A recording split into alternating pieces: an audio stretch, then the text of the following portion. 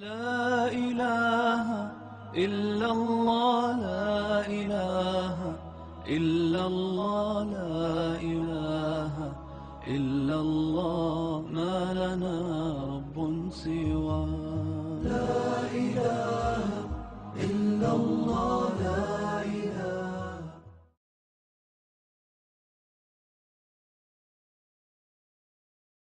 اعوذ باللہ من الشیطان الرجیم بسم اللہ الرحمن الرحیم. اذا الشمس كورت واذا النجوم انكدرت واذا الجبال سيرت واذا العشار عطلت واذا الوحوش حشرت واذا البحار سجرت. یہ سورۃ تکویر کے نام سے بھی مسمى ہے، یعنی اس کو سورہ تکویر بھی کہتے ہیں اور اذا الشمس کورت بھی کہتے ہیں. اس صورت میں اللہ تبارک و تعالیٰ نے قیامت سے پہلے اور قیامت قائم ہونے کے بعد بڑے بڑے 12 واقعات بیان فرمائے ہیں. 12 میں سے 6 اس کائنات کے برباد ہونے سے پہلے کے ہیں، یعنی جب یہ کائنات بربادی اور تباہی کے دور سے گزر رہی ہوگی تو اس کے بڑے بڑے 6 واقعات یہ قرآن نے بیان کیے ہیں. اور جب یہ کائنات فنا ہو جائے گی، اس کے بعد جب انسانوں کو دوبارہ زندہ کیا جائے گا، جس کو ہم قیامت کا دن کہتے ہیں اور آخرت سے بھی تعبیر کرتے ہیں، اس کے بھی 6 واقعات بیان کیے ہیں. حدیث شریف میں آتا ہے جس کو یہ بات پسند ہو کہ وہ قیامت کو اس طرح دیکھے جیسے ایک آدمی اپنی آنکھوں سے ایک منظر دیکھتا ہے، تو اس کو چاہیے کہ اذا الشمس کورت اور اذا السماء انشقت یہ 2 صورتیں پڑھے، یعنی کہ سورہ تکویر اور سورہ انشقاق. اس لیے کہ ان 2 صورتوں میں قیامت کے وہ مناظر اس طرح دکھائے گئے ہیں، بیان کیے گئے ہیں، جیسے آدمی اپنی آنکھوں سے وہ مناظر دیکھ رہا ہے. اگر تدبر کے ساتھ یہ صورتیں پڑھی جائے اور غور سے ان پہ تدبر اور غور کیا جائے تو قیامت کا جو منظر ہے وہ بالکل کھل کر کے سامنے آ جاتا ہے.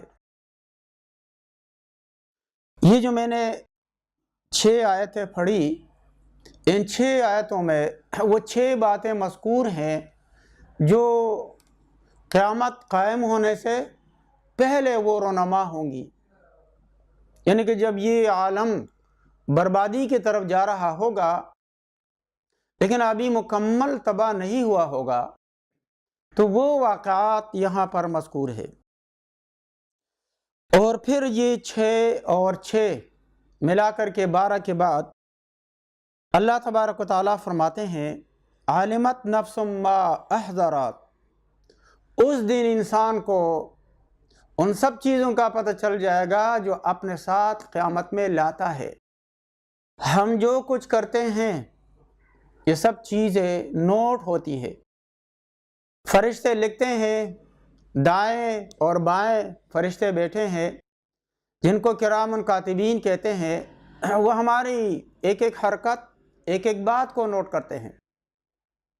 اور قیامت کے دن جب وہ سارا انسان کے کردار کا جو سارا مجموعہ ہے مین و عن پیش کیا جائے گا اور انسان جو ہے اس کو دیکھے گا، تعجب سے کہے گا ما لہذا الکتاب لا یغادر صغیرۃ ولا کبیرہ، یہ نام اعمال عجیب ہے، نہ کوئی چھوٹی بات چھوڑی ہے نہ کوئی بڑی بات، مگر سب کو ضبط کیا ہے الا احصاھا. آج کل تو بڑی آسان مثالیں ہیں، کیمرے لگے ہوتے ہیں، ریکارڈر ہوتا ہے، اس میں ہر چیز جو ہے وہ ریکارڈ ہوتی ہے.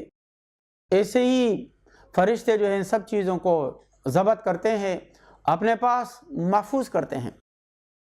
اس وقت انسان کو پتہ چلے گا. ہم تو کام کر کے بھول جاتے ہیں، لیکن وہ محفوظ ہوتا ہے، اس کا باقاعدہ ریکارڈ ہوتا ہے جو اس دن پیش کیا جائے گا ہر آدمی کے سامنے.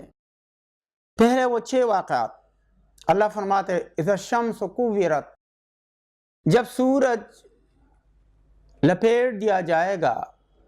تکویر سے ہیں، تکویر کے معنی لپیٹنے کے. سورج کو کیسے لپیٹا جائے گا؟ تو اس کا ایک مطلب یہ ہے کہ اس کی لمبی لمبی شعاعیں اور کرنیں جو کروڑوں میل کے فاصلے سے ہم تک پہنچ جاتی ہے، وہ شعاعیں بجھ جائیں گی، وہ بالکل مضمحل ہو جائیں گی. ایک تو یہ مطلب ہے. دوسرا مطلب یہ ہے کہ سورج کا حجم سکڑ جائے گا، چھوٹا ہو جائے گا، بالکل ہی معمولی سا کرہ بن جائے گا. یہ دونوں مطلب مفسرین نے بیان کیے ہیں، اور دونوں میں کوئی استبعاد بھی نہیں ہے. اس لیے کہ سورج جو ہے وہ ایک گیس کا گولا ہے، اور گیس کے اندر کثافت آتی ہے تو گیس سکڑ جاتی ہے، منجمد ہو جاتی ہے. ہمارا یہ جو اس وقت کا نظام ہے، اس وقت ہر چیز کے اندر جتنے بھی اجرام فلکیہ ہیں، ان کے اندر 2 قسم کی قوت اللہ نے ودیعت فرمائی ہے. ایک قوت کو ہم کہتے ہیں قوت طاردہ، دھکیلنے والی طاقت، اور دوسری طاقت قوت جاذبہ، کھینچنے والی طاقت. سورج میں، چاند میں، باقی جو اجرام فلکیہ ہیں، سیارے ہیں، ستارے ہیں، ان کے اندر اللہ نے یہ 2 قوتیں رکھی ہیں. ایک کشش ثقل ہے، ثقیل چیزوں کو اپنی طرف کھینچ لیتی ہے، اور دوسری قوت طاردہ ہے کہ یہ آپس میں ملتی بھی نہیں ہے، یہ سیارات ایک دوسرے سے دور دور رہتے ہیں.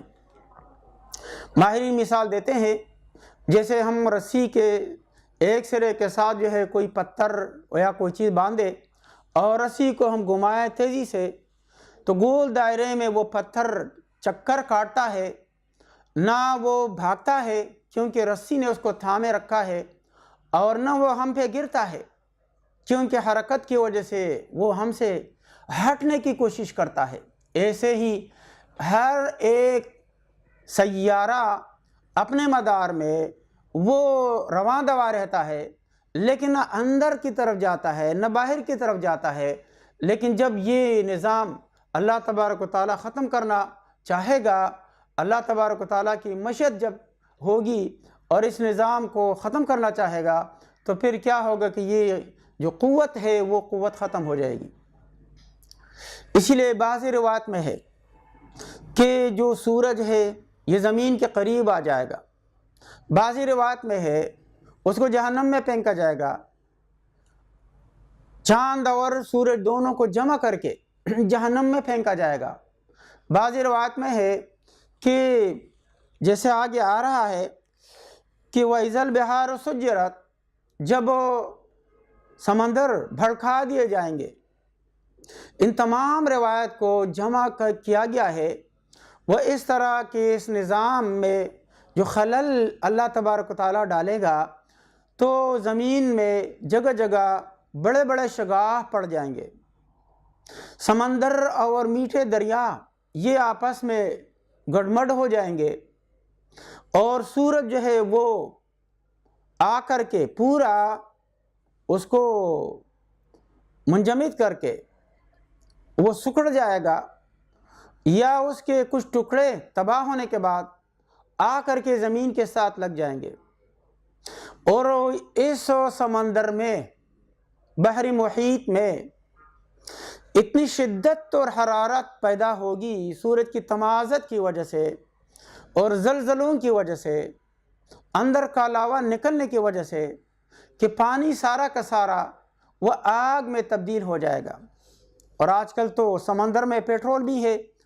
اب ممکن ہے کہ پیٹرول کی پیداوار بڑھتے بڑھتے بڑھتے یہ بن جائے کہ جب سورج کی تمازت بڑھ جائے اور زلزلے کی وجہ سے یہ جو پہاڑ ہے آپس میں رگڑ کی وجہ سے، ان کی حرارت، ان کی حرکت کی وجہ سے بڑھ جائے، یہ سارے سمندر آگ کا شعلہ بن جائے. بہرحال ہونا یہ ہے کہ یہ جو عالم ہمیں کائنات میں سے نظر آ رہا ہے، اس کی ہم دو سطحیں فرض کر سکتے ہیں، ایک سطح جو ہم سے نیچے ہے، ایک سطح جو ہم سے اوپر ہے۔ اب اوپر نیچے کی تمیز کیسے کی جائے؟ اس کے لیے آسان ضابطہ یہ ہے کہ جو بیت اللہ شریف ہے اور مسجد اقصیٰ ہے کرۂ ارض کے اوپر، تو یہ جو سائڈ ہے، یہ جو جانب ہے زمین کی، اس کو فوقانی سمت کہتے ہیں، اوپر کی سائڈ، اوپر کی سطح۔ اس کے بالکل مقابل 180 کا زاویہ اگر لے لے، جو بالکل بحر کاہل بنتا ہے، اور دوسرے ممالک جو بحر کاہل سے مشرق اور مغرب میں ہے، یہ زمین کی نچلی سطح کہلاتی ہے۔ تو جو اوپر کی سطح ہے، اوپر کی سطح کے اوپر پل صراط لگے گا، تو جتنے اہل ایمان ہے، اہل جنت ہے، وہ پل صراط کے ذریعے سے جنت میں منتقل ہو جائیں گے بالائی عالم میں۔ اور پھر زمین کی جو نچلا حصہ ہے، یہ پوری کائنات کا باقی آدھا حصہ، یہ سب کے سب یہ جہنم میں تبدیل ہو جائے گا۔ تو یہ سورج اور یہ چاند اور یہ ساری زمین، یہ آگ کا حصہ ہے، جہاں ہمارے یعنی جہنم کا حصہ ہے۔ ہمارے قدموں کے نیچے جو زمین ہے، سوائے مقامات مقدسہ کے، یہ پوری فضا آگ میں تبدیل ہو جائے گی۔ یہ تمام روایات کو جمع کرنے کے بعد یہ خلاصہ بنتا ہے، اس کی طرف اللہ تبارک و تعالیٰ نے اشارہ کیا ہے۔ لیکن ایک سوال یہ وارد ہوتا ہے کہ سورج کو کیوں جہنم میں پھینکا جائے گا؟ اس بات میں تو اس کا جواب مل ہی گیا کہ چونکہ یہ جو نظام شمسی ہے، کم از کم جو ہمیں نظر آنے والی کائنات ہے، یہ سب یا جنت کا حصہ ہے یا دوزخ کا حصہ ہے، تو آدھا جنت میں چلا جائے گا اور آدھا دوزخ میں۔ لیکن اس میں ایک اور حکمت بھی ہے۔ بہت سارے لوگ ہیں جو آگ کی پرستش کرتے ہیں، پوجتے ہیں، عبادت کرتے ہیں، بعض لوگ چاند کی عبادت کرتے ہیں۔ ان کو رسوا کرنے کے لیے اللہ تبارک و تعالیٰ ان دو چیزوں کو جہنم میں پھینکے گا کہ یہ تمہارے معبود ہے اور یہ آج جہنم کا حصہ ہے۔ آج بھی ہم دیکھیں تقریباً تمام جو جتنے سائنسدان ہیں، تقریباً سب کا یہ نظریہ ہے کہ یہ جو کائنات ہے یہ سورج کے پیڑ سے نکلی ہے۔ تو اس طرح عبادت تو سورج کی اس دور میں، جدید دور میں سب لوگ نہیں کرتے ہیں، لیکن کم از کم یہ عقیدہ رکھنا کہ یہ سورج کے پیڑ سے نکلے ہیں یہ سب۔ پھر سورج کہاں سے نکلا ہے؟ سورج کہاں سے آیا ہے؟ اگر وہ گیس سے بنا ہے تو گیس کہاں سے آئی ہے؟ یہ بہت لمبی بحث ہے، لیکن پھر بھی لوگوں کا عقیدہ کسی حد تک یا بڑی حد تک یا مکمل اور 100% تک شریعت کی روح کے منافی ہے اور قرآن کی روح کے منافی ہے۔ ان لوگوں کو دکھانے کے لیے اللہ تبارک و تعالیٰ ان چیزوں کو جہنم میں پھینکے گا۔ تو اذا الشمس کورت، جب سورج لپیٹ دیا جائے گا، یعنی کہ وہ سکڑ جائے گا یا اس کی کرنیں جو ہے وہ لپیٹ دی جائے گی، بے نور ہو جائے گا اور وہ جو ہے اس کی زندگی ختم کر دی جائے گی۔ لا الہ الا اللہ، لا الہ الا اللہ، لا الہ الا اللہ۔